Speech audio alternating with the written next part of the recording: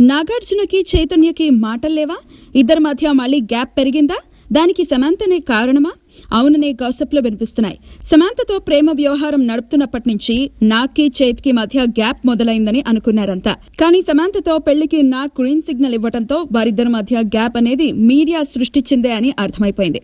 మా అమ్మే నా కోడలుగా వస్తోంది అని నాగ్ ట్వీట్ చేయడంతో సమంత అంటే నాగ్కి ఎంత ఇష్టమో అర్థమైపోయింది. అయితే మళ్లీ తండ్రి కొడుకుల మధ్య గ్యాప్ మొదలైందని, ఇద్దరి మధ్య మాటలు లేవని తెలుస్తోంది.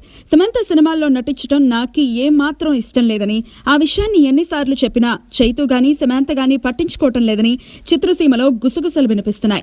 తప్పని పరిస్థితుల్లో నాగ్ రాజుగారి గది 2లో నటించాల్సి వచ్చిందని, ఈ సెట్స్ లో సమంత ప్రవర్తన నాగ్కి చికాకు పుట్టించిందని, దాంతో మరోసారి సమంత సినిమాల్లో నటించకూడదని చైతుతో గట్టిగా చెప్పాడని ఇండస్ట్రీ వర్గాల్లో గాసిప్లు చక్కర్లు కొడుతున్నాయి. సమంత సినిమాల్లో నటించడం నాగ్కి ఇష్టం లేకపోతే రాజుగారి గదిలో కలిసి ఎలా నటిస్తారు? ఇది కేవలం గాసిప్ మాత్రమే అంటూ అక్కినేని అభిమానులు చెప్తున్నారు. నిజానిజాలేంటో నాగ్ కుటుంబానికే తెలియాలి.